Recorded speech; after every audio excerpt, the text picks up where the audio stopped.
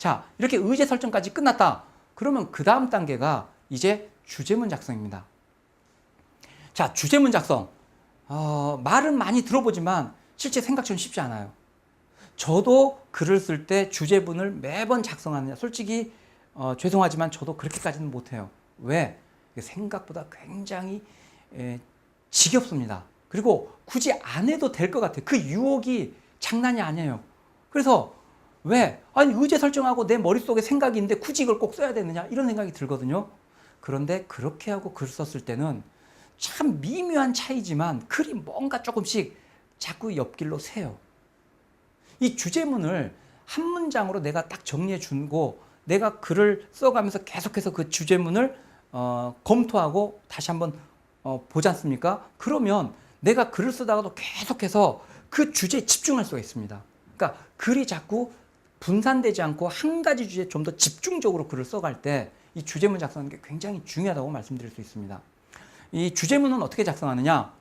한 문장으로 정리해 주세요. 한 문장으로. 한 문장으로 정리한다? 어떤 분은 무슨 표현의 자유는 보장돼야 된다. 이거는 내용이 없어요. 표현의 자유는 반드시 보장돼야 된다. 왜? 이것까지 나와야죠. 그래서 그 근거까지 포함해서 한 문장으로 써주라는 얘기죠. 그러니까 예를 들어서 쟁점, 입장, 핵심 근거 이 세 가지가 지금 들어가게 이렇게 글을 써주시기 바랍니다. 예를 들어서 표현의 자유는 반드시 보장돼야 된다. 왜? 이거 있지 않습니까?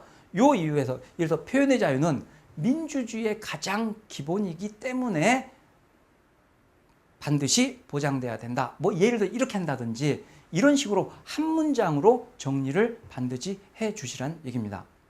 자, 이 주제문까지 작성됐다. 그러면 그 다음으로 들어가는 것은 소재 발굴로 들어갑니다. 자, 소재란 것은 바로 글감이 되겠죠. 그래서 내가 글에다가 내 글의 담을 실제 내 글을 구성하고 전개할 때 이용할 그런 재료들을 지금 찾아주는 겁니다. 이 소재는 크게 두 가지로 볼 수 있는데요. 먼저 예시, 사례가 있습니다.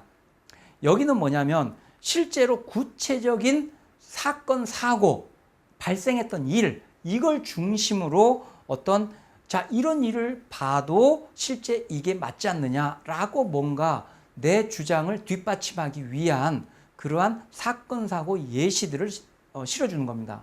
이거는 물론 가장 최근에 우리 사회에서 발생한 것들이 가장 제일 설득력 있겠죠. 그렇지만 최근에 우리 사회에서 발생한 거 아니더라도 역사적으로 중요한 사건, 사고 또는 우리나라뿐만 아니라 해외에서 발생했더라도 인류사적으로 또는 현재 우리 사회에 어떤 시사하는 바가 큰 거, 이러한 이런 걸 망라해서 사건, 사고, 이런 예시가 내 글의 중요한 근거가 될 수 있습니다.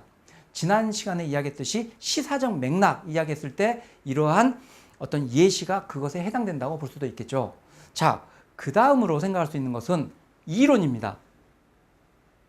즉, 내가 어떠한 그 주제와 관련해서 내 주장을 펼쳐가려면 그것이 왜 타당한지를 보여주는 예시도 중요하지만 이것이 그 사상적으로 또는 이론적으로 왜 타당한지를 논리적으로 설득력 있게 전개해 줄 필요가 있겠죠.